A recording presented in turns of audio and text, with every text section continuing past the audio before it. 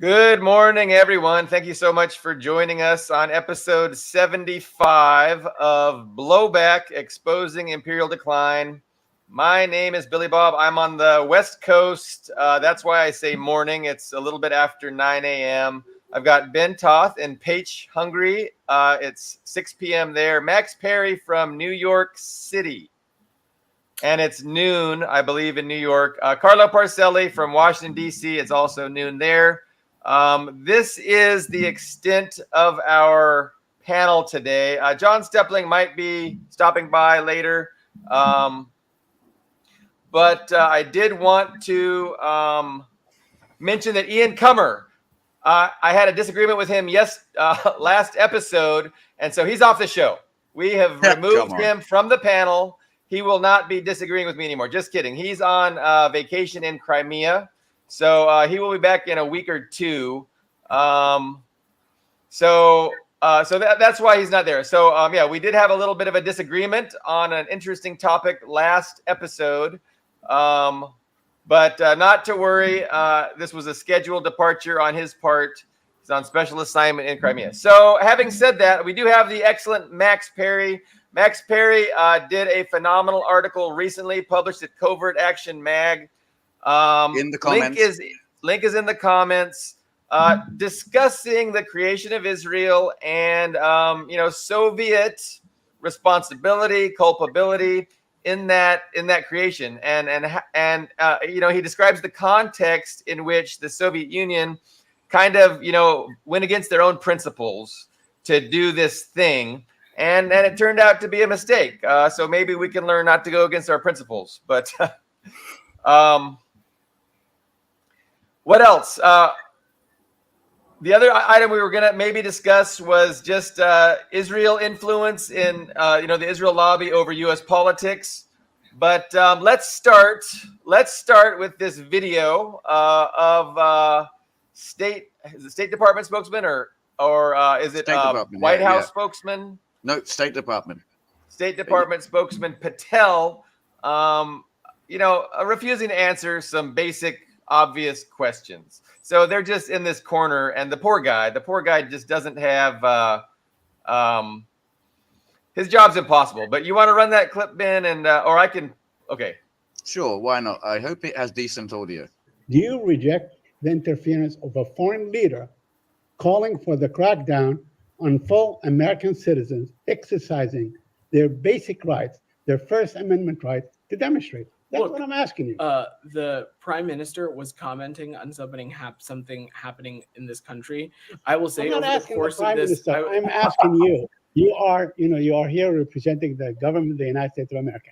I'm asking you as an officer of this government, of this administration, do you reject the interference of a foreign leader saying that you must crack down on Americans exercising their right to demonstrate? It's a very simple question.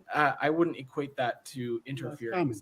Don't you feel offended by the fact that a foreign leader is trying to fan the flames against Palestinian Americans in this country? That's exactly what he's doing. You don't feel offended by that? Said, that is not how I would interpret the prime minister's comment.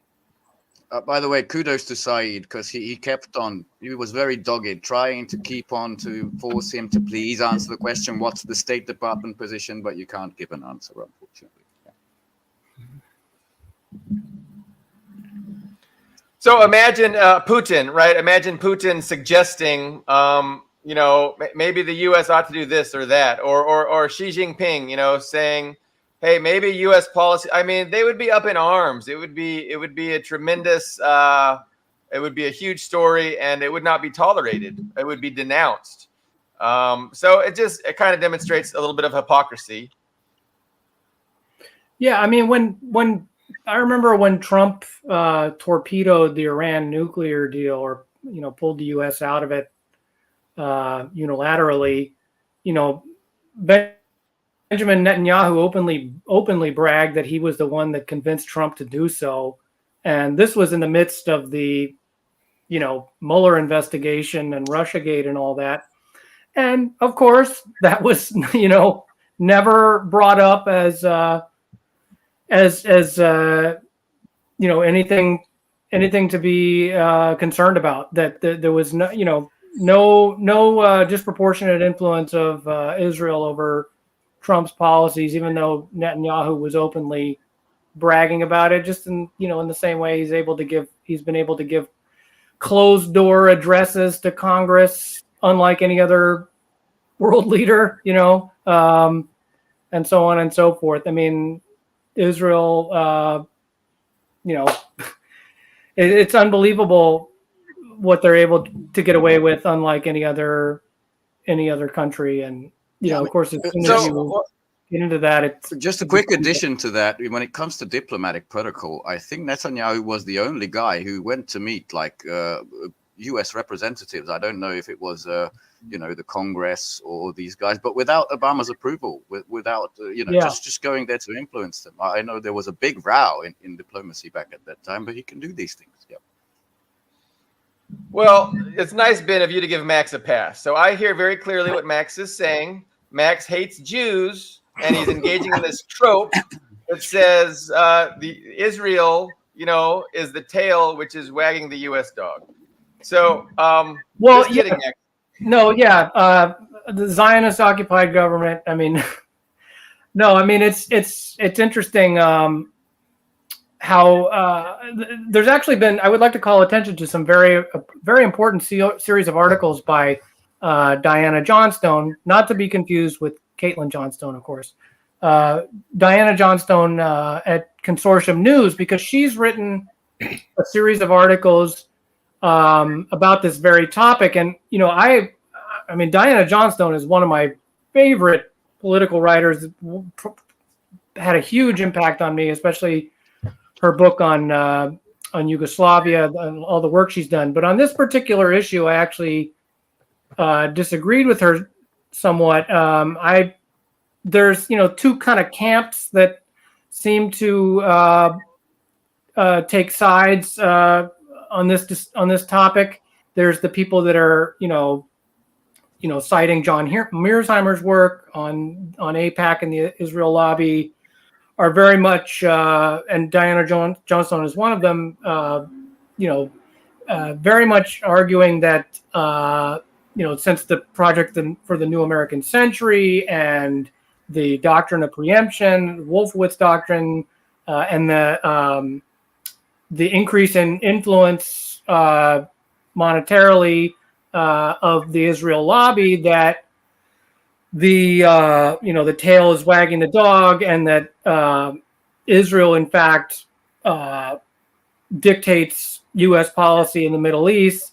And then you have the opposite camp, which is actually, I'm kind of bummed that John Steppling isn't here, because he's very much in the opposite camp, to people that are the sort of traditional leftist view that Israel is a U.S. proxy. It was created, obviously, as everyone knows, by the British, and the United States reaped what the British sowed in terms of after World War II, the United States became a global hegemon and inherited from the British Empire, which was obviously not the same after the end of World War II, but that Israel is very much a satellite for the United States, or an outpost for Western imperialism.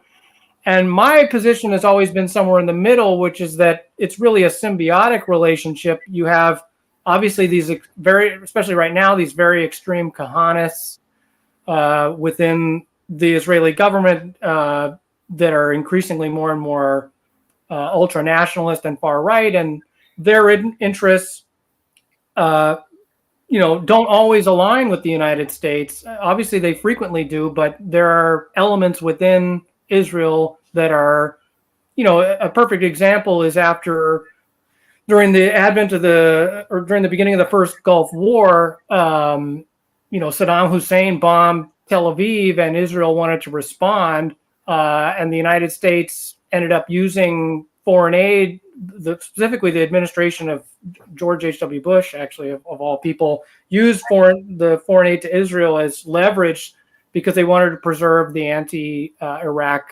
coalition of Arab states in the region. And, I think that the interests, that's a perfect example of how the interests don't always align, and the United States and certain elements within Israel will frequently butt heads. And I don't think that it's purely one way or the other. I mean, I think that it's important to read the Diana Johnstone series of articles, because she's was critiquing specifically Michael Hudson and Ben Norton, who were in their, I believe it was Ben Norton's podcast, very much taking the traditional leftist line that Israel is merely a proxy for Western imperialism, and pushing back against the idea that, you know, the wars waged against Iraq and the regime change in Libya and the attempts in Syria was about, you know, knocking these pieces off the chessboard that support, you know, the Palestinian resistance and so on and so forth. But I think that there's a dichotomy that comes up around this issue that when I think the answer is really somewhere more in the middle. I really don't agree with, you know, we were joking about Zog and, you know, all that. But I think that neither position is really correct. And it's really more somewhere in the middle, because I mean, and right now is really a perfect example. I mean, look at the bind that the Biden administration is in, where with the ICC. Yeah, the public backlash, the upheaval within the Democratic Party has really put him in a difficult position. And clearly now what the U.S. or what Biden is doing to save face is to try and make this all about Benjamin Netanyahu. And it's going to become probably a campaign wedge issue, you know, in the same way that they tried to diplomatically isolate bin Salman, and then he was promising in the last election that he was going to sanction him and that there was going to be a reset of policy with Saudi Arabia. And then as soon as the election was over, that was completely abandoned, and we had the fist bump. Yeah. So I think that the same thing is going on here. However, I'm not sure that it's really going to work out. I mean, things are really looking grim for Biden. But I think in regard to this issue, people should take a look at the articles, the couple articles by Diana Johnstone, because she's great. And yeah, I've really appreciated. I mean, I remember when the whole punch a Nazi, division was going through the left a couple years ago, and she wrote a great the Richard Spencer punch, right? Yeah, that ticked it off, but it kind of divided the left a little bit. And then I really like Diana Johnstone's take on that. Yeah, normally I agree with her, but on this particular article, I kind of. No, I'm gonna check it out for sure. I have a lot to say about that topic. Ben and Carlo, I don't want to monopolize. I want to inquire more, because I really enjoyed this, because the two camps they look exclusive. It's this way, and the other one is the opposite view. And really, I think you're onto something. I'm just wondering how to square these two. How much the vector goes one way and the vector goes other way, because we've got the most recent. The ICC apparently is going to launch this week some arrest warrants for Netanyahu, Naftali Bennett. Anyway, but already Johnson and another senator has said there will be repercussions. We're going to sanction the ICC. Obviously, they're not a signatory to this, neither is Russia. But apparently, these are not okay. Whereas I think Vladimir Putin still has an outstanding arrest warrant for saving children from a war zone, and that's just perfectly fine. It's just a latest example of complete double standards. But yeah, how does this work? What is he should have killed 15,000 Ukrainian children, and then they'd be thinking about maybe issuing a warrant for him. No, he maybe get a Nobel Peace Prize. Yeah, for saving them. Let's go back to the net. I don't want to. If this is not appropriate, let me know. Well, let's go back to the Netanyahu comment, where he wanted U.S. citizens, the kids on campus, to be arrested or worse. And then who steps in? But I lost it. I lost it just like Scott Ritter lost. Bernie. When I saw the pigs on campus, it brought back so many memories. I lost it. Okay. So I was just twittering these things, very anti-police, just the police themselves. and I lost a bunch of followers. I didn't have very many to lose, but I lost quite a few of them because that's the way Americans think. They think, I don't know what they thought I was putting up all along, but when I started to attack the cops, that's where it ended. They're on campus, okay? What do the campuses rely on? They rely on huge donations. Who makes huge donations to universities like Columbia? American Jews and Jews and Zionists Businessmen, from other APAC, yeah. countries to keep those campuses afloat. Not to mention the military-industrial complex, which is all over them.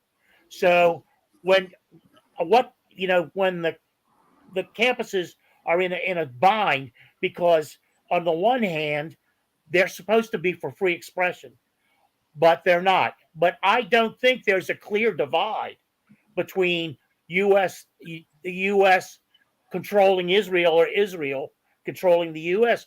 I think they're mutually in harmony. And I've said this before. I don't think it's once again, I'll mention, it's to me like Biden, to save his election, is playing good cop to Netanyahu's bad cop to a certain degree. But by the same token, he's absolutely happy to see these kids get their heads bashed in, to see professors thrown to the ground and somebody kneeling on their head. He's taken more money from AIPAC than any other politician in American history, going all the way back to when his career started in the 70s. Yeah, so it's a complex question. I just think that it's almost biological in structure.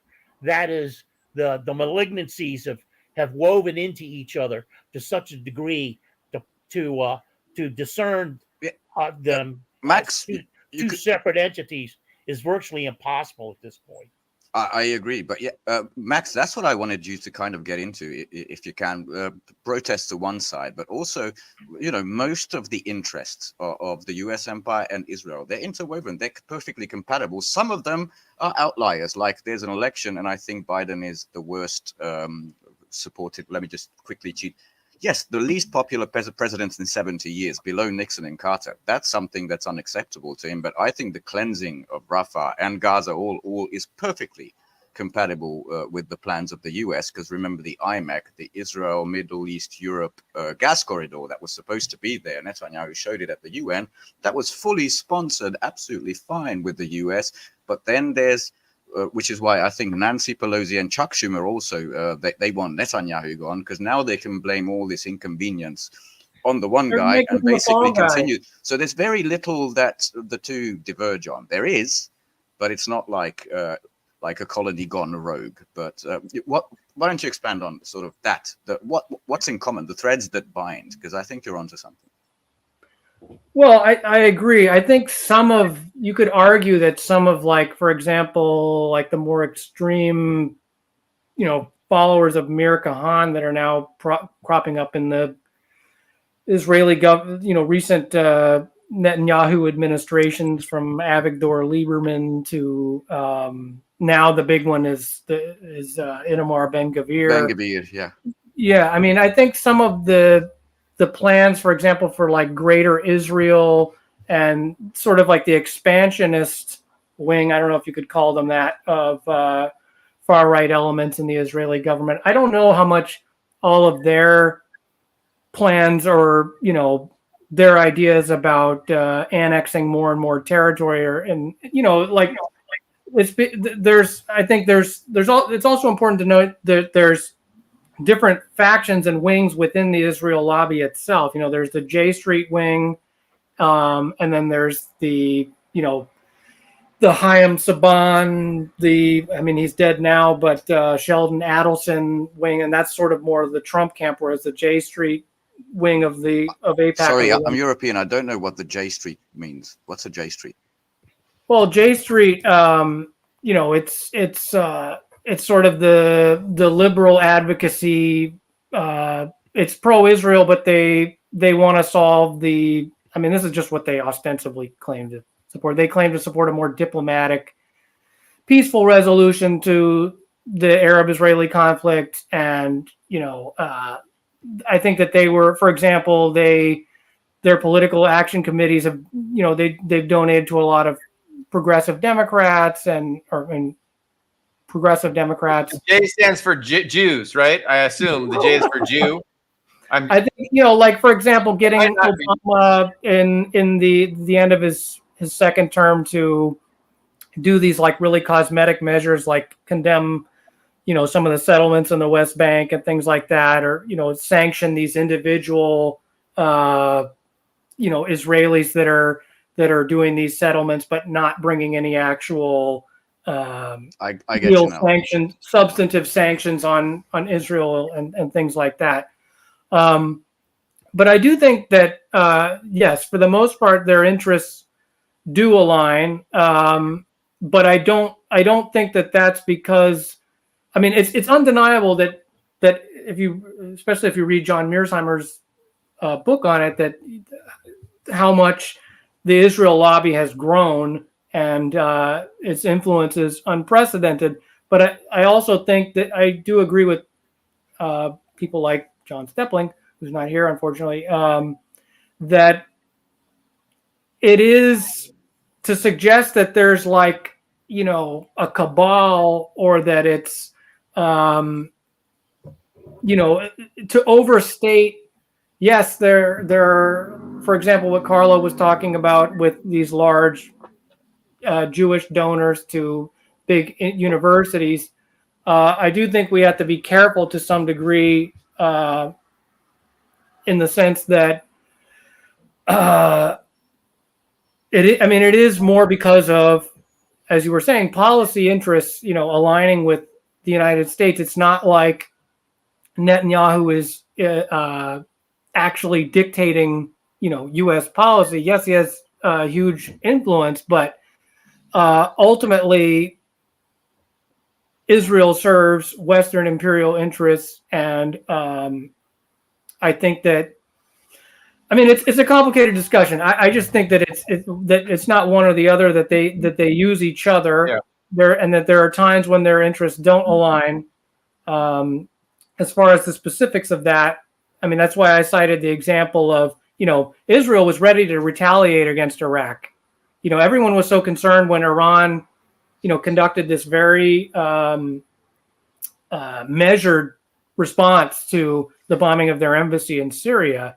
In the start of the Gulf War, Saddam was bombing Tel Aviv with Scud missiles, and Israel was, ready to go, and the U.S. said no. And so that's like the most clear-cut example I would give about. Just going to war with Iran, like, if Israel had its way, the United States would have been in a hot war with Iran 3 decades ago. So, but because the U.S. understands that's not in the U.S. interest, even though it's in Israel's interest, it doesn't happen. So, but my favorite way to conceptualize what is taking place is that the ruling class is, divided amongst innumerable different kinds of factions that have their own interests. So, a weapons manufacturer is going to have different interests from, a big tech company or an insurance company, health insurance company, who's going to have a different interest in the Ukrainian lobby, who's going to have a different interest in the Israeli lobby. And what happens is, there's a broad set of interests that they share in common, but then they also have competing interests, right? They compete for policy and for power within this establishment. And so, I think this competition happens behind the scenes, and there's a mechanism for getting a coalition, a consensus together that maximizes their shared interests and pushes out those people that are wanting to advocate for things that don't benefit the ruling class, the ruling establishment. So Israel, I think, is best seen as a strong, powerful influence group within the ruling establishment, but they're not all powerful, and they can't get the U.S. to do things that are not obviously in the U.S. interest. So war with Iran is one of my favorite examples. But there's also, like you mentioned, Max, getting Israel to step down in order to maintain this coalition, in the Gulf War. So look at the way that they. Sorry to interrupt you, but I mean, look at the way I'm reading a book by James Bamford right now, and it's getting into the history of how Israel acquired its very clandestine, nuclear technology, and the whole Jonathan Pollard espionage scandal. Where they, this is something that they had to acquire through theft on U.S. Facilities, and of course, the United States isn't going to denies or tries to deny, as Israel does, that it has a nuclear program and so on and so forth, even though everybody knows that they do. And they bring it up and then they retract it. But sorry.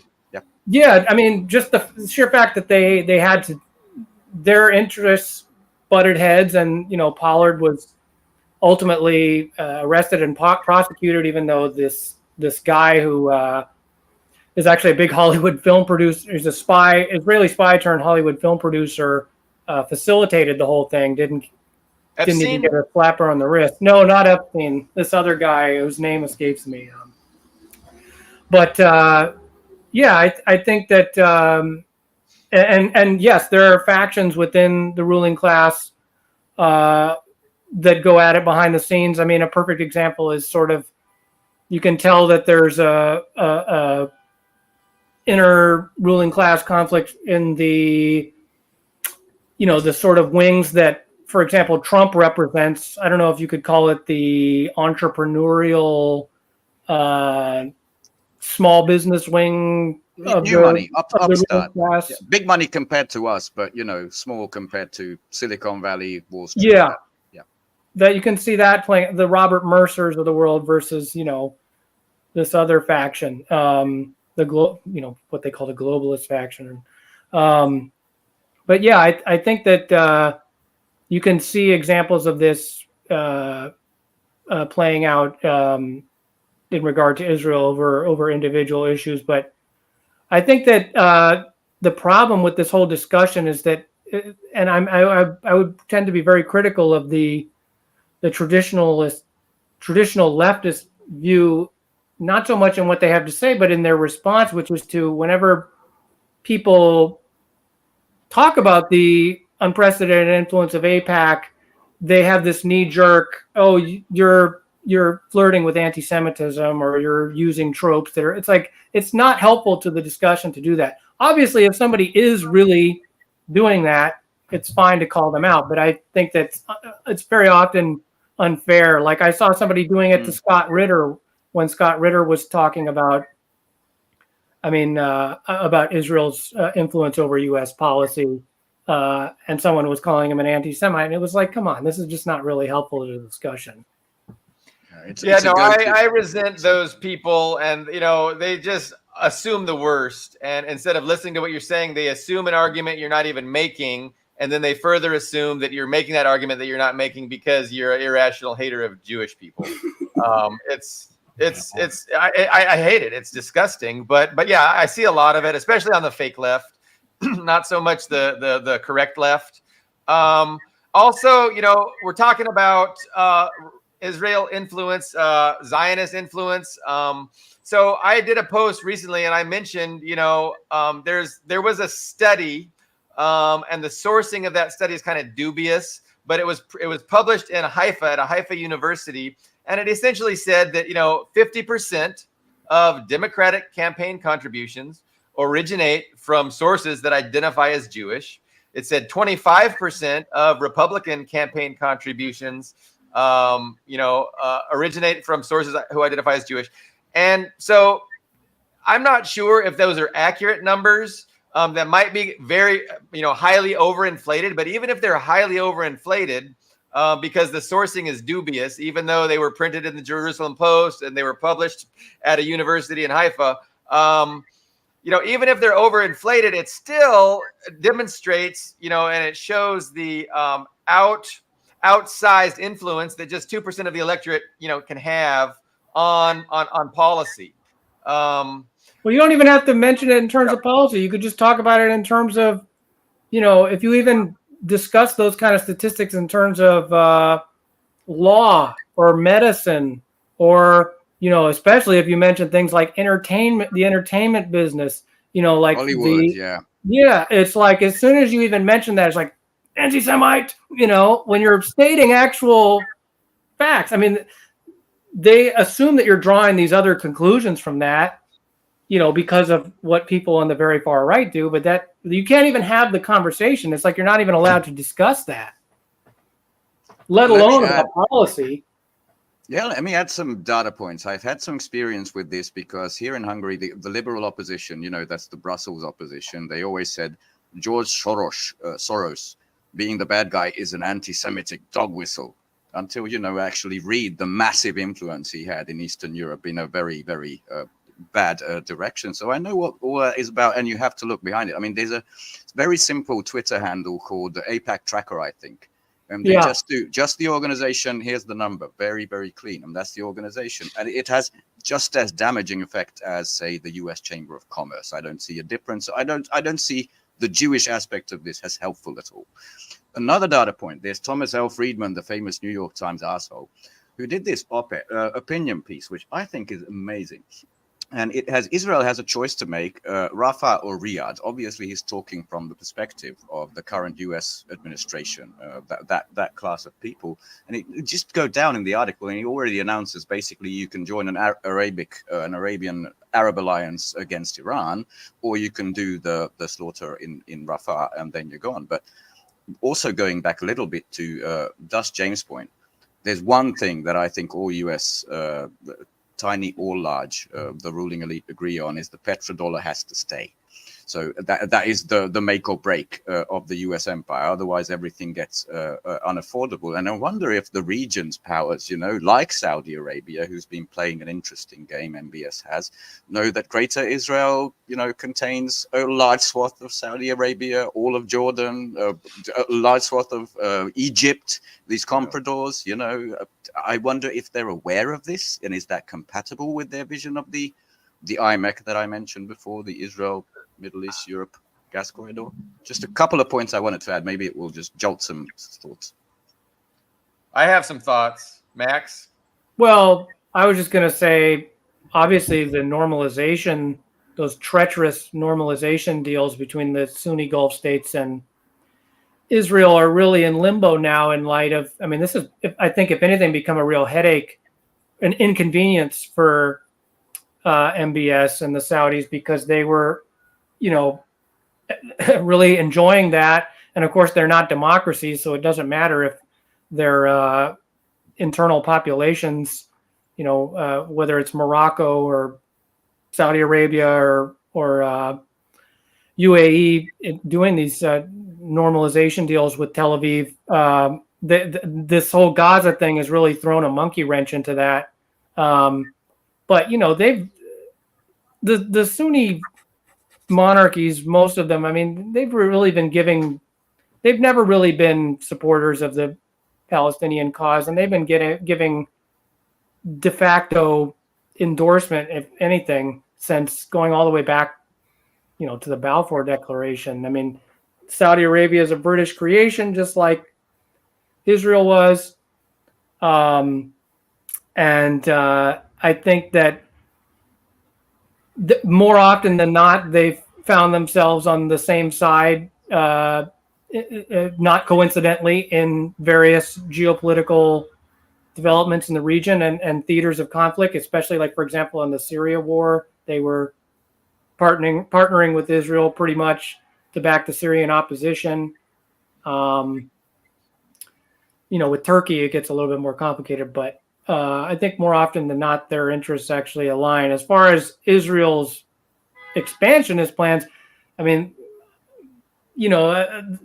why I was really cautioning people on the left who were so eager to jump on this pro-Kurdish, really exoticized bandwagon, because, if you look at the plans for Greater Israel, balkanizing Syria and creating a Kurdish enclave was very much in line with Israel's. That was 10 years ago, and Russia stopped that, thank goodness, in its tracks. But hard to believe it's been that long, but yeah. Hillary Clinton's favorite revolutionaries, the Yes. Peshmerga women. Yeah. She was a big supporter of them. So I would agree with everything Max said. I mean, these are compliant puppet, monarchies put in place by the West, and they're not suicidal, so they're not going to go against their owner. And so, as long as the United States, the West, has this preponderance of geopolitical power around the globe, these monarchies, these despots, aren't going to go against the hand that feeds them and supports them, even though there's this natural pull from their people to stand up and to have the correct approach to Palestine. So you got this tug of war. But as the United States ceases to be all powerful, I think you're going to see what we see in Saudi Arabia, where the tug of war of the natural inclinations of the people and the government trying to at least appear to be a reasonable representative of the people's will is going to be less and less in the pro-U.S. camp, we hope. But that's all contingent again on Western imperialism declining in its power and declining in its ability to project power, project regime change in these countries, and to force these governments to follow the U.S. line. And we do see that giving way to some extent. That's a pretty good segue into a discussion of China and Taiwan, I think, because I really think that's a powder keg waiting to blow as well. I mean, you've got U.S. troops now, I think even present on the Kinmen Islands, just a few miles off the coast of the mainland. And can we hold that one? Sorry. Can we stick on Israel? Because Dust, I know we want to talk about your article a little bit more, and I wanted you to touch on maybe just the basic points that you brought up. Contextualizing why it went down how it did, why Stalin and the Soviet Union, Communist Party of the Soviet Union, kind of went against their own principles in order to vote for. They were the first country to recognize Israel as a state. So if that's not true, correct me. But go ahead. The setting is 1948, 3 years past what they call the Great Patriotic War, right? So Dust has not been thrilled with your analysis so far. You're just complaining about the mild annoyance of the people calling you an anti-Semite. But he wants to hear the substantive critique of Marxism, Leninism. So we want to give our viewers what they want. Next.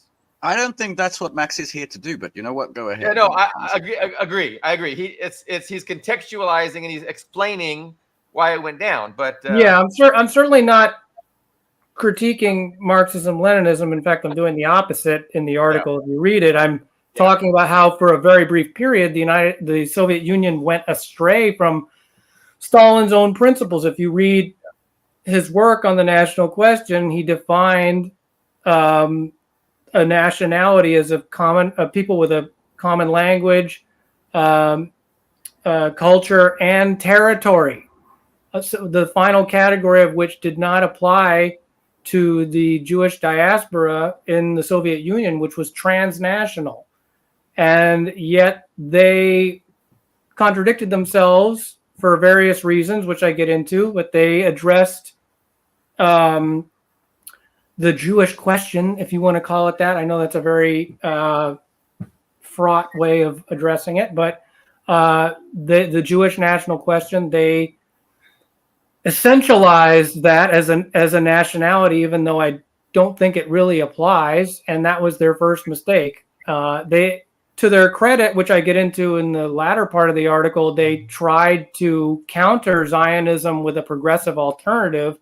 They set up the Jewish Autonomous Region, or otherwise known as Barobizan, and it was not successful for various reasons. Some people attribute that to the internal sabotage and political purges that went on, the tendency on the Trotskyist and social democratic left, predictably, is to try and single out Stalin as whatever.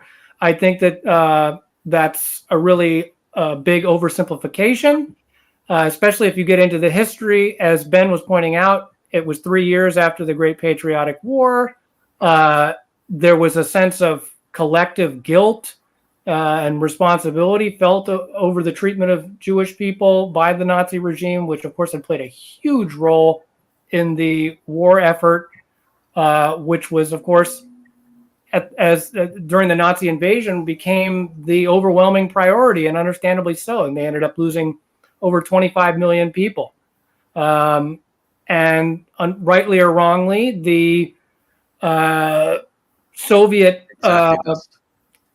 opposition to Zionism was something that was put on hold. And actually, this was a very difficult article to write, because I had a tremendous difficulty getting a hold of the actual transcripts of, the Soviet ambassador to the UN at the time, and, the statements that were being made. And there was a very abrupt shift that occurred. And I think that's really a sign that there was a lot of internal division actually within the Politburo over this issue. On the surface, they never abandoned their official ideological opposition to Zionism.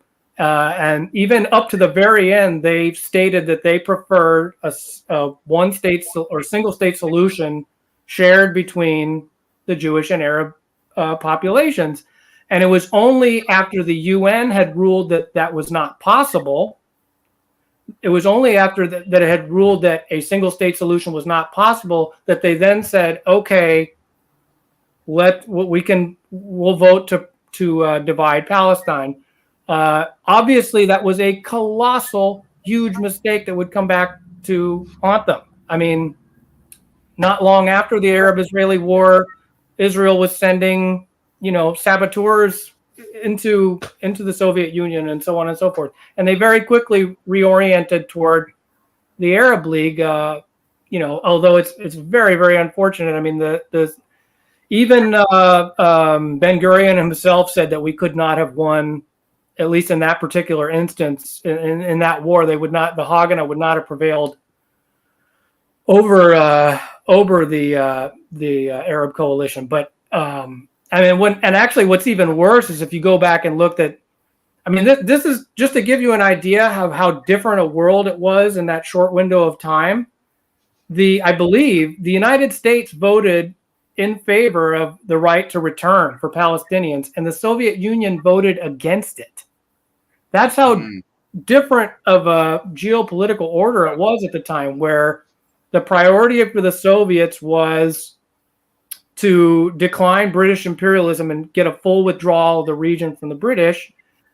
And this was even though, the U.S. had dropped 2 atomic bombs on Japan, clearly to send a message to the Soviet Union that they were the big nuclear superpower. But still at the time, the focus was on, the British and, who the Zionists at the time had been waging their so-called war of independence against, where they were bombing the King David Hotel and assassinating one of the British secretaries of state, I believe it was Lord Moyne, in Egypt, and killing British soldiers. And that shift where the Zionists actually started waging war against their former stewards or patrons, and the British, they started turning to Moscow, the Jewish agency in Palestine, and they were rebuffed by the Soviets at the time because they were aligned with the British during World War II. And after the Second World War ended, once it became clear, Churchill gave his speech, I think it was the Sinews of Peace, it's called, where he was, essentially signaling that the USSR was the West's new foe. Once their post-war relations began to sour between the British and the Soviets, the Zionists, really started to get Moscow's ear. And the other thing I get into in the article is really important context that can't go without being mentioned, is that the Zionists at the time, the labor Zionist faction, had prevailed internationally. And they were, of course, there's going to be people out there who are going to say, "Oh, the Soviets fell to Jewish trickery." That's not what I'm saying. They had Didn't a sound very like that. cosmetic left-wing pretense, and this was rampant throughout the Communist International. Of course, you get today a lot of Trotskyists and social democrats like to act as if they, even though I think Trotsky's son today, one of his sons lives in Israel and is like a rabid Zionist. You get a lot of these Trotskyist organizations trying to act like, oh, well, the Fourth International was always, anti-Zionist, and it was the Marxist-Leninists who became, rabidly pro-Israel. That's not true. And first of all, Trotsky was dead up to that point anyway, so you can't say what his position would have been otherwise had he been alive at the time. So, but no, the reasons were complicated. There's a huge role of Jewish labor organizations in the international communist movement. Within the Soviet Union, Jews had played a huge role in the war effort, and the support among the population to mobilize to fight against Operation Barbarossa. The reasons are a lot more complicated, but fundamentally the Zionists successfully portrayed themselves as socialists. That the state that they were trying to form was one that was collectivist and centered around the kibbutz and collective farming, and that they had, and of course you can understand why. I mean, given the track record of Zionism, which I get into, which was inherently anti-communist, this was seen as a positive change, and they were trying to nurture something that they thought was a positive development. Did they completely? It's a marketing exercise, right? The kibbutzim being the socialist paradise of collective farming. It's always been a marketing exercise to show a nice glimmer on when everything below is pretty horrific. Yeah, go ahead. Yeah, and the Soviets are absolutely guilty of, I think that they perceived not just the Palestinians, but the Arabs throughout the region as, backwards under monarchs. And here's this, now the labor Zionist faction leading the settlements. They were duped.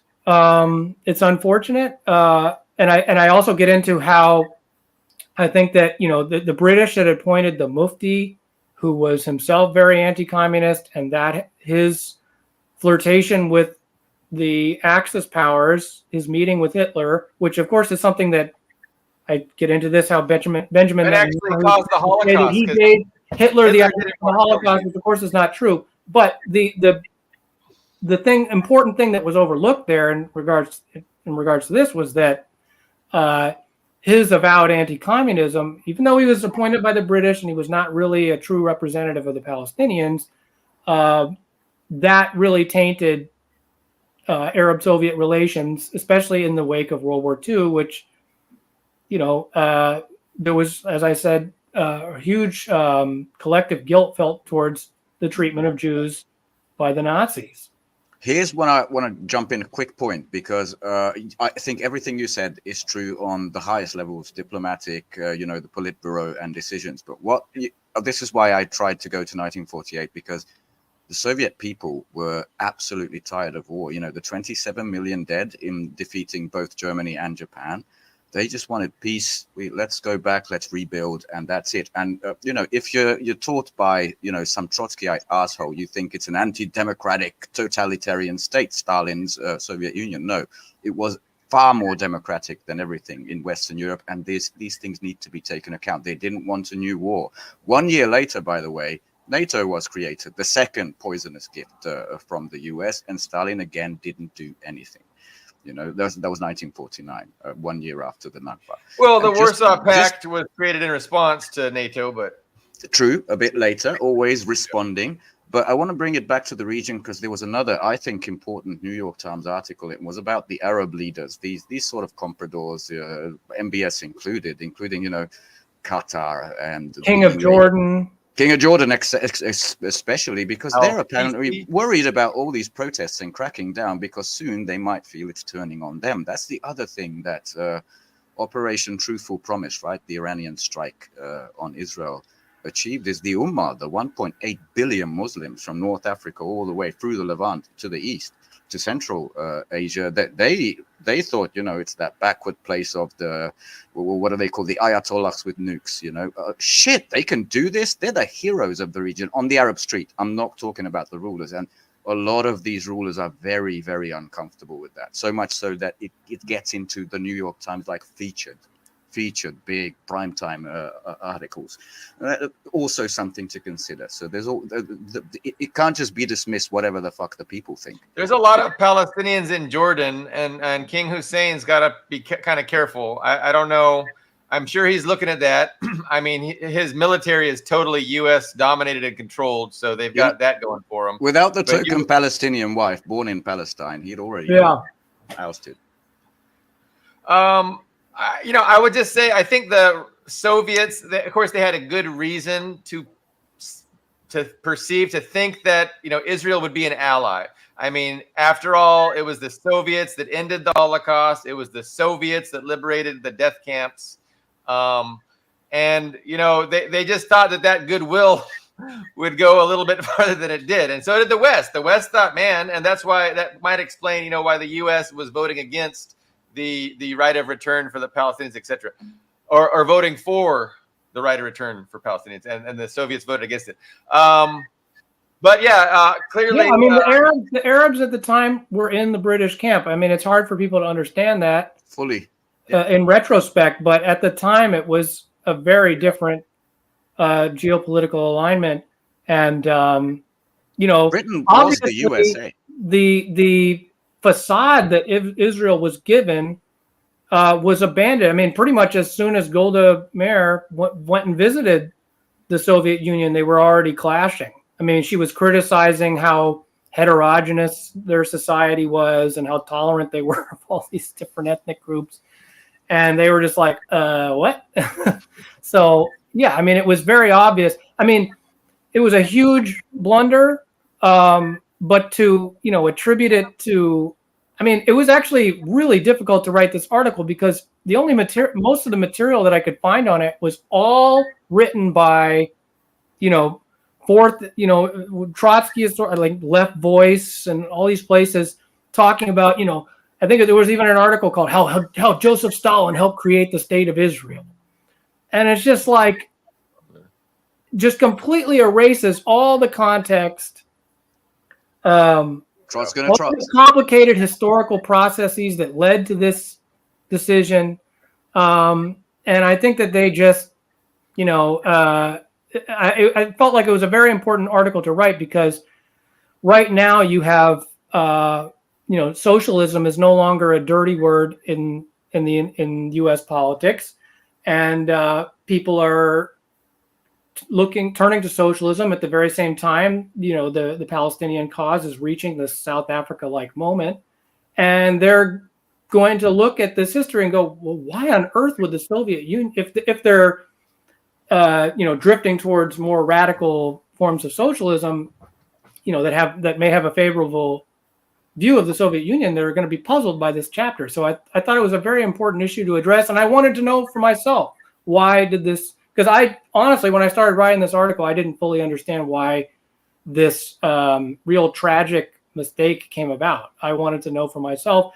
And in looking into it, I discovered it was a lot more complicated than, of course, Trotskyists would like you to believe, which is to always try and use this as an example of how the revolution was betrayed by leadership after Lenin died. So yeah. Thank you, Max. I found it very informative, and so did Dust, by the way.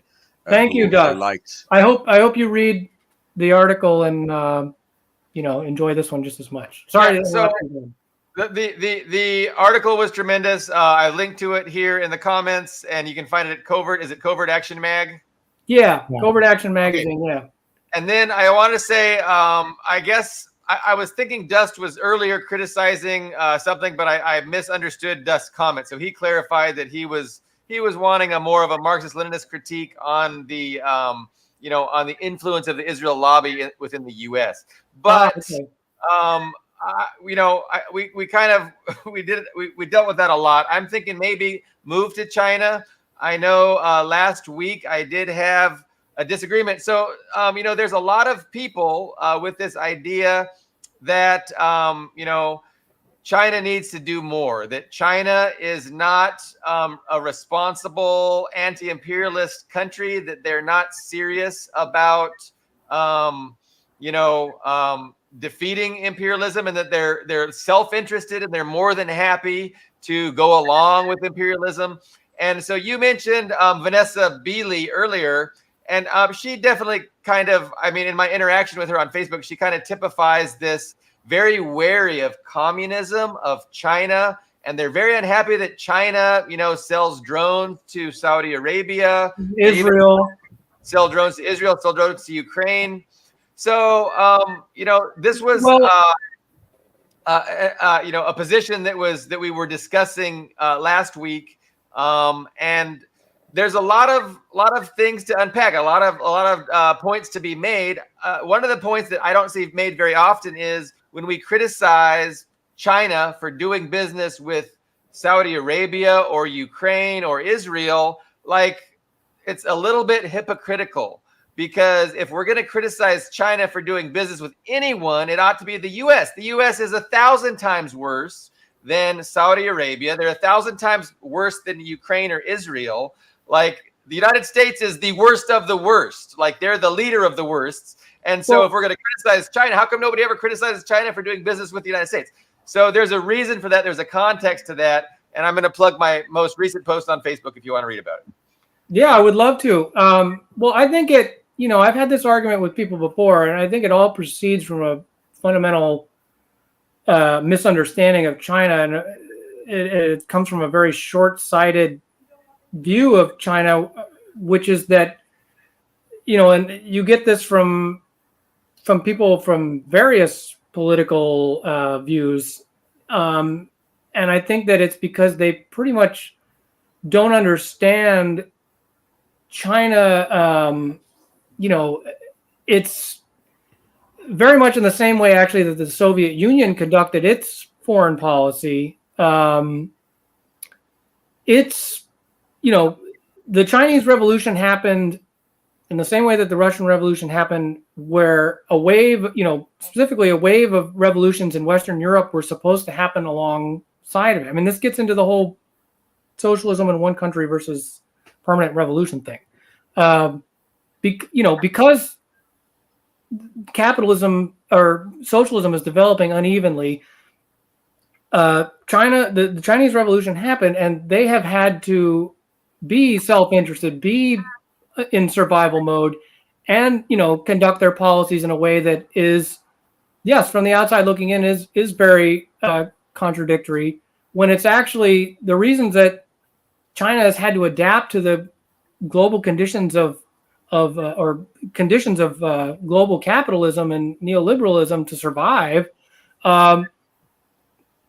The reason that that's happened is because no one is leading a successful revolution in the countries that you and I are in. So they have had to, yes, the reason they have prioritized things like international trade over ideology and making these, conducting business with, the worst regimes in the world, including the United States with, we don't even have to get into a long list of illegal wars and everything that the U.S. has done. And China has even, not supported what are supposed to be Maoist revolutions on its doorstep, in Nepal and these other places, and instead have, done business with the very state entities that these revolutions are being waged against. China made all kinds of terrible foreign policy decisions after the Sino-Soviet split, for example, like supporting Augusto Pinochet. They supported the Khmer Rouge in Cambodia. They supported UNITA in Angola. whatever else you want to name. I mean, they've made terrible decisions, but I think it's for it can be explained when you look at how China has really its priority has been playing the long game, and that's been to at the same time they've lifted nearly I think they've reduced poverty from they've doubled life expectancy. They've lifted tens of millions of people out of poverty. Hundreds, yes, hundreds of millions. 700 million, I think. So I think it all proceeds from a very short-sighted view of China, and they don't understand why it's doing business with India and Israel and Saudi Arabia, and its strategy has been to build alliances based on mutual cooperation and benefit, and they've done that with imperialist countries, and I think it's a very, very complex issue, but you always get this kind of perspective, not just from people like Vanessa Beeley. I don't know what her personal politics are. Something tells me she's probably more libertarian leaning, but even among the Western left, especially, is rabidly xenophobic. It's completely mainstream. The Democratic Party says China's imperialism, they're snooping, they're spying, they're manipulating. Yeah, this is one thing that the left and the right unite totally. The left and right are totally in harmony about is the demonization of China. And I think it's there's a lot of people that really believe, even within China, Maoists who believe that the revolution was betrayed by Deng Xiaoping and as it embraced market-oriented reforms while the Soviet Union fell, and perestroika and glasnost, of course, were huge failures. Whereas the Tiananmen Square and Color Revolution of 1989, that was a failure, and China is now integrated with the West economically. But it's an important topic to discuss because right now, as I was mentioning earlier, Biden is really picking up where Obama left off with the pivot to Asia and containment policy, really saber rattling China right now. And I think that there's a real window of opportunity here. I don't know if China's going to take it, but it seems to me while the U.S. is really overextended, with the Israel-Gaza conflict and then the Ukraine quagmire, I could really see. And the Red Sea, let's not forget. Operation Prosperity Guardian, completely useless, yes.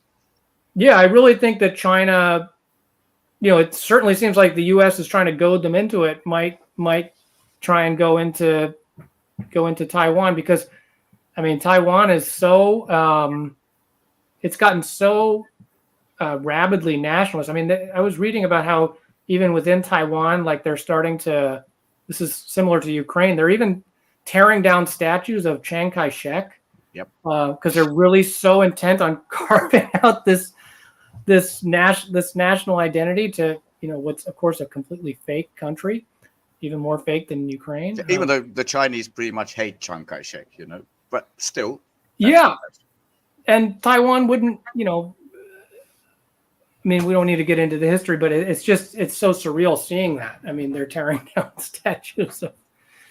Yeah, the KMT is a little bit too pro-reconciliation. Yeah, and that's not enough.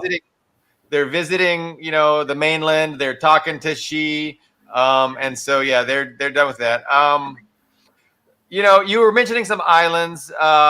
You were going to talk about a specific a flashpoint that could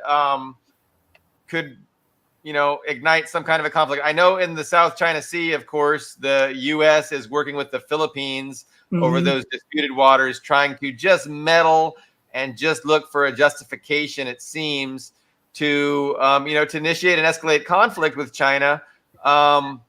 It's kind of weird, right? It's like a dance. It's like the U.S. is the aggressive one. They're just pushing and pushing. But if they really wanted to push, they know what red lines to trip. And so it's just weird to see. I think what the U.S. is doing, they're just building up. They're just going through these steps of escalation so it doesn't appear so grotesquely, obvious that it was totally the U.S. wanting war. And so the liberal historians, 10 years from now can write a history and hide that fact and obfuscate that fact. But, if the U.S. wants war with China, they know what the red lines are. They just tell whatever that lady is in Taiwan to declare independence, and that's it. Or they can, start shooting at, Chinese fishing boats in these disputed waters. That could, start some, but I don't know. It's tough to understand why they're doing this dance, because clearly they're aggressing and they're looking for escalation. But I think they want China to do something that they can really seize upon as a real justification, is what I'm thinking. Obvious to everyone in the world, and just to add a little bit to this, that it's a warmongering in the South China Sea.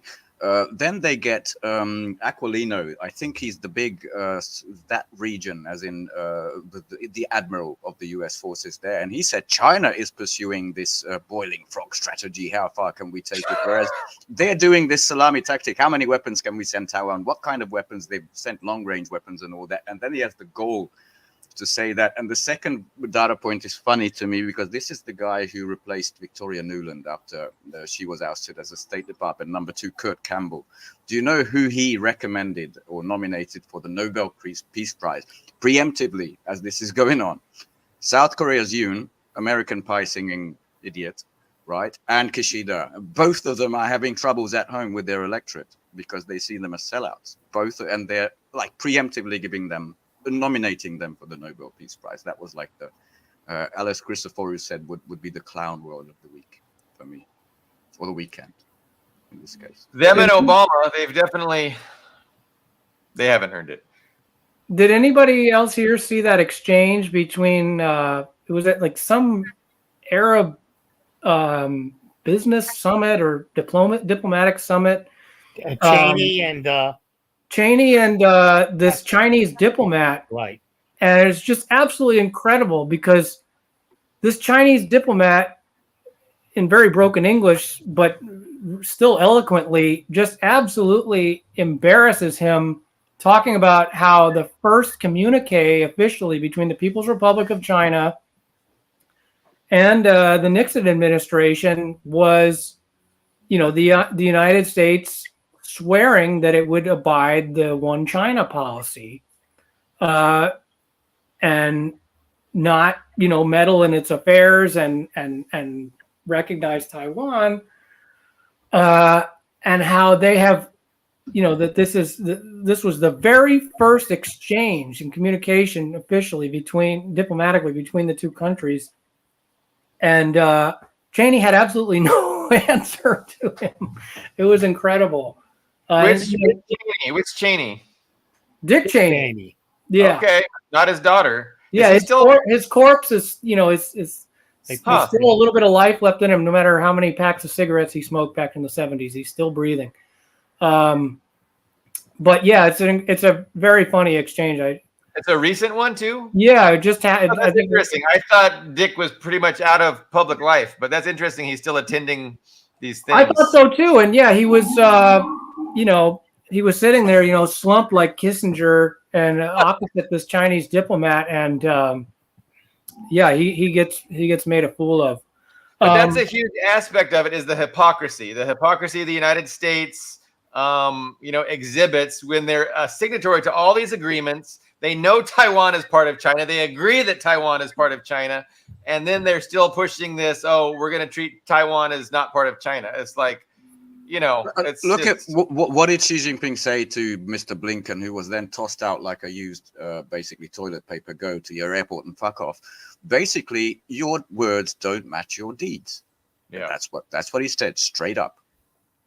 Yeah, and that's why they want to go at arm's length, and they don't want anything to do with them, because they know you guys are just up to no good. We can't believe anything you say. You say one thing, you do another, and that's been going on for years now. And they're getting tired of it, and that's why I think we're getting closer and closer to a conflict, at least to an escalation. How that escalation is managed, what it looks like, is we'll find out what the West's plans are. But it's the West driving this due to their panic that if they don't do something, they're going to lose. They're going to lose their hegemony. They're going to lose their power to influence, governments around the globe. And the dollar, of course, is going to lose its power. So these are the things that they're seeing, and they're trying to figure out a way to avoid happening. But it's inevitable. They can't stop it. I can't believe that the Ukraine debacle, which is shaping up to be an enormous humiliation, is not enough for them. And this is probably 10 times that. If they actually do something, it's going to be far worse than anything in Ukraine. Yeah, that's what I've been thinking. And why would Taiwan, South Korea, the Philippines, and Japan go along with it? I mean, even their leadership has got to see. They've got to see the scenes in Ukraine. My God, do you really want that for Taiwan? You'd hope, right? Or South Korea, or the Philippines? I mean, it's Well, they're occupied countries, Carlo. They don't have sovereignty. Japan can't decide its own policy. There's a whole bunch of Marines on that island. Same with South Korea. So they've been occupied vassals since the end of World War II. But you're right. I mean, it's a problem for the governments because they're being seen as feckless puppets who are sacrificing their own society to benefit U.S. interests. And there's huge protests within both of those, especially South Korea and Japan, about U.S. military presence and so on and so forth. Yeah, and the Philippines, as I pointed out before, Aguinaldo and Frederick Funston, and then you had Lansdale and Magsaysay, and they have a almost 123-year history of being a vassal to the United States, with few exceptional years. Mark Twain did some great depictions and descriptions of U.S. Atrocities against the Filipinos that wanted independence. Once they got independence from Spain, they became a U.S. U.S. occupied territory, basically, and the Filipinos resisted, but they lost. Twain reported Rudyard Kipling, right? With that, isn't that what he wrote? What was it? I think it was which poem it was escapes me, but yeah, he retorted Rudyard Kipling, White Man's Burden. Yeah, and Twain wrote the War Prayer, so it's really powerful. I know he depicted this atrocity where there was just an entire village of women and children that they just put machine guns around the top and just murdered them all. So you can read that. It's from Mark Twain. It's like I forget, were they the Moros or something? Was the people that anyway? Google Mark Twain and Filipino independence, and you'll get all kinds of atrocities committed by the U.S. It's not looking good for Western imperialism, but the big question is what are they gonna do? So China is telling them confrontation is lose for the humanity, cooperation is the future. What are you going to choose? And it just seems clear that the West is going to choose confrontation. And what that looks like is the $1 million question. But Wang Yi said the phrase either cooperation and harmony or a downward spiral. Downward spiral was the key phrase here, and that's what it looks like. The West hell-bent on death, destruction, economic catastrophe. But guess who doesn't get affected by that? Guess who isn't going to die? Guess who isn't going to have their billions and billions? The Jews. Affected to a big. You had to. Sorry, I could not resist. Good one. So thank you, Max, for getting us kicked off of Facebook and everything. No, not them.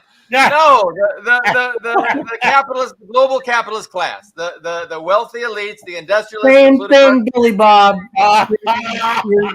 Same thing. Slightly less euphemisms, please.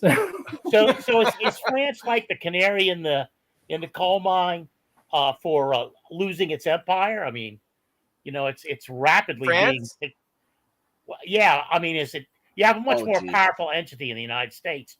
But what's happening to France is that like a precursor? I mean, or something? So I mean, you mean okay? So you're talking about the coups in Africa, like Burkina Faso, Mali, Niger, now Senegal and Chad. That's 5 countries that in the Sahel. That's, by the way, it took some work to find for the French. Took to work some find it, but just over the weekend, at least 5 African states has begun repatriating their gold, looking at the US's economic problems. Yes. They bring it back to us. Thank you. Oh, unnoticed, under the radar, but I think it could be significant. Yeah, Cameroon and I can't remember. Yeah, Nigeria as well, which is like the biggest was referencing American. the troops going to Ukraine, and I thought that was the precursor he was referencing. But but it could be either one, because that France being the first one to send their troops to Ukraine could be a precursor. But also all these countries jumping ship, getting out of the imperial, out from the being exploited imperial proxies to having sovereignty and really allying with the anti-imperialist bloc is also hopefully a precursor of things to come in greater numbers from more countries around the planet. Hopefully South Korea, hopefully Japan, hopefully the Philippines, when they see what the alternative is. And I'm sure the United States would be happy to sacrifice all those countries to the last person, just like they're sacrificing Ukraine to the last Ukrainian. I mean, when it comes to Europe, I mean, we didn't talk about it a lot this time, but I can tell you it's uncontrolled, impotent rage is what's come over Macron, all the Western leaders, including, well, the British and the French, and sort of the Germans are playing like a middle game, but what's come over them, because they have seen this, and this, we don't really need sound, but it's, annotated by a Russian gentleman. Еще одна точка притяжения ко Дню Победы 9 мая появилась в Москве, как новая, это старая, это вход к Музею Победы, а прямо перед ним расположилась экспозиция трофейной техники со всего мира. Она доставлена сюда, поверженная, уничтоженная нашими российскими бойцами в зоне специальной военной операции. Огромное внимание зрителей, огромное внимание публики, людей, которые пришли в музей, которые гуляют по солнечной Москве через ограждение, пытаются... There it is. Let's stop it there, because that is the most advanced, I think, the 6th version of the German very, very Wunderwaffe super tank, the Leopard 2A6. Right, the most advanced version there, and they really, really don't like this. And just before this show, I saw the latest German, lethal aid package that they publicized, and it's got 10 Marder infantry fighting vehicles, their version of the Abrams, basically. It's got one of these pew-pew air systems. It's called, Jesus Christ, I forgot, like Striker or something like that. It's like the promo video is about drones sitting completely still in the sky, and then it pews down. It does nothing against ballistic missiles, let alone. And they're sending some ammunition for their Iris-T air defense system, which they sent 2 of, and 1 at least was confirmed destroyed. It's nothing. They're out of everything. They got less than 100 workable tanks. The British are even worse. They know they're in a goddamn quagmire. And in Russia, I mean, if, for instance, Ian watches this, I wish I was him, because this week is going to be fantastic. I mean, it's going to be May 5, which is Orthodox Easter. Big stuff. May 7, it's going to be the inauguration of Vladimir Putin. And May 9 is Victory Day, right? That's Победа. I don't know why they call that park at the top of this hill. They call it Победа Park, but the translation seems to be... instead of Victory, it seems to be Patriot Park. But this hill, and I found it fantastic. The literal translation of Pokloyana Gora is the bow down hill. This is how the Russians bow down, because this is apparently the place where Napoleon sat with his troops and waited for someone to bring the keys of the Kremlin. And instead, his forces got minced, and he got basically, fought all the way back to Paris. Did you see the Hollywood film by chance? Which one? The Ridley Scott Napoleon. I watched half of it and I said no. It was the Hollywood movie, so I mean it was not very good. But the one part of it that was incredible was the scene where Napoleon tries to invade Russia, and the scorched earth tactics, and they all get frozen. That part I was like, whoa. But It's the mythos, by the way, that the cold defeated them. Obviously, it's Yeah. not true. But I do like Joaquin Phoenix. But I do not like Joaquin Phoenix's Napoleon. He was a considerable commander, and in this, he looked wimpy and stupid to me. You know, yeah, more interested pretty in much. skirts than in warfare. That's I didn't like the film. Abel Gance. I've seen Abel Gance's monumental epic on. Actually, I've carried it. Are you guys familiar with that? I think it was done in the 1920s. Silent film. It weighed. We got it in 8 16mm reels, which weighed about 50 pounds each. So my wife has a Bell and Howell. We have it. We used to have a Bell and Howell camera, and we could watch all these films. And a local library, this guy, Mr. Moore, had a secret cache of these rare films, which he would misrepresent in the catalog published by the library. But my wife, who knows film thoroughly, she cracked the code, and she said, "This sounds like an Abel Gance film, or this sounds like a Buñuel film, or this sounds like an Eisenstein film." And so for several years, we plundered this guy's library of 16mm films and watched hundreds of films, scaring the bejesus out of them because nobody else knew enough to take them out. And the Abel Gance, it runs about all 8 reels. It ran about 6 hours. So Wow, it's quite a an 6 hour, undertaking. 6 hour long silent movie. Yeah, and the retreat back to you can stay awake for it. The retreat back to Paris with the Russian forces on his heels is quite spectacular.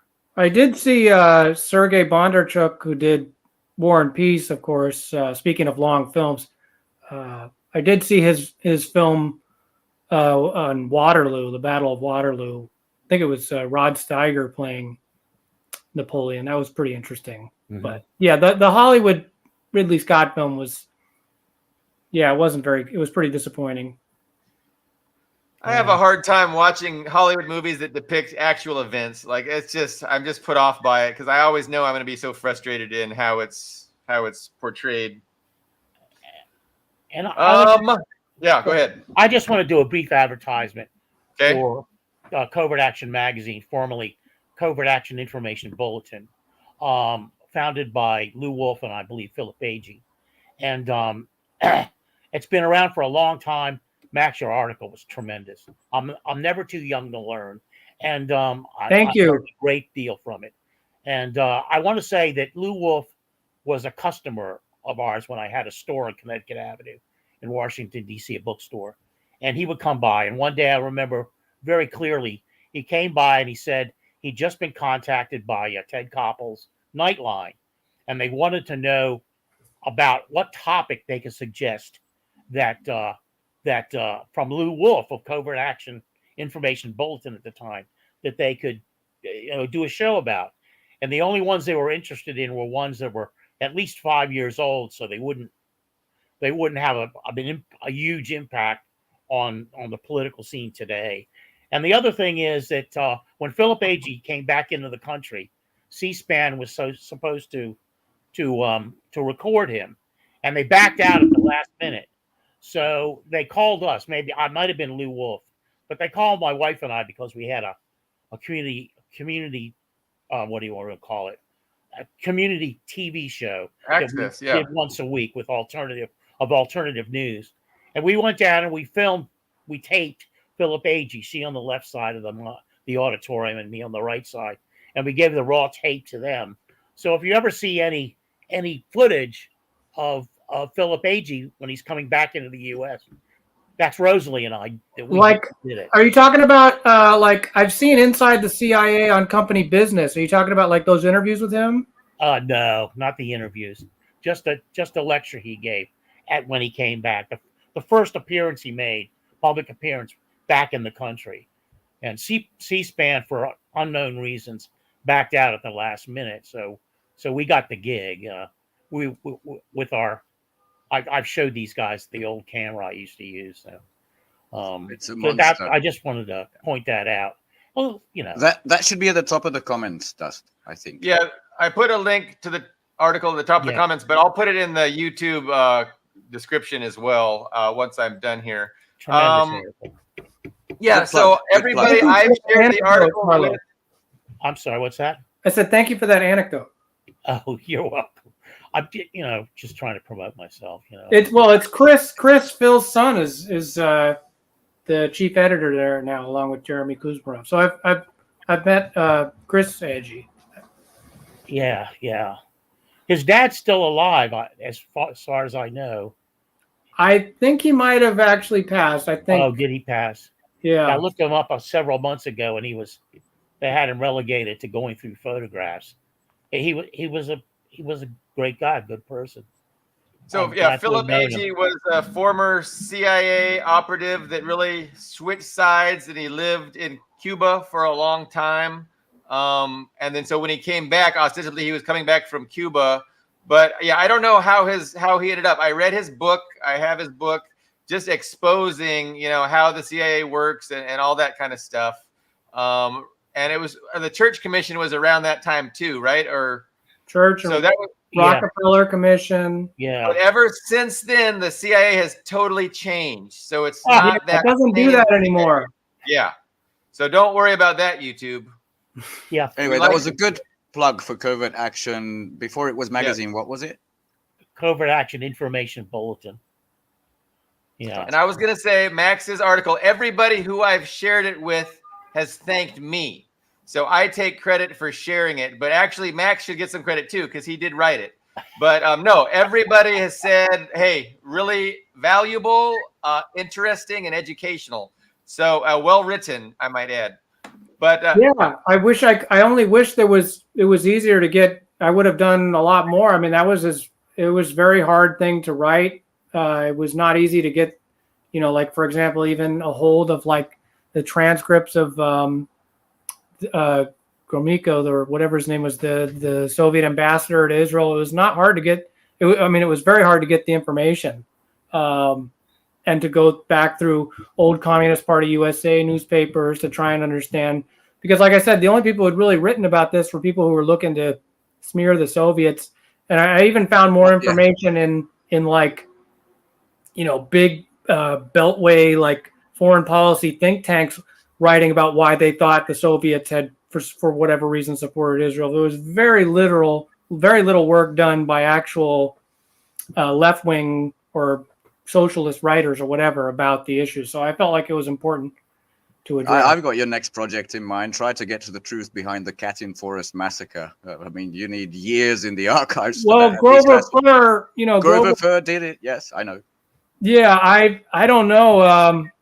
Of course, like the Soviet archives tell a different story, but yeah, I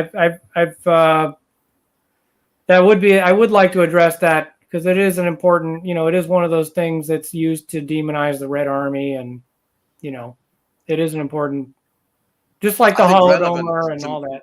Relevant to modern Russia, which is undergoing changes, but definitely a topic for another time. So I think I'd like to thank you very much for this very informative appearance. So do I think the regulars in the chat. Thank you. I consider myself a much better writer than a public speaker. Anytime I get invited to do these things, I get imposter syndrome, because I'm much better writer than I am a speaker. But thank you for inviting me. It was great. We think you did a fantastic job. So, a lot of detail. And I get better and more comfortable the more I do it, and then I just stop caring too. So the more you do it, it's just practice. Yeah. So, I want to thank everyone. We will be back on Friday for episode 76. Lots going on. It's as Sean Fu says, it's crazy times. That's his sign off. As we navigate through these crazy times. Yes. Okay, we will see you then. Bye. Thank you very much.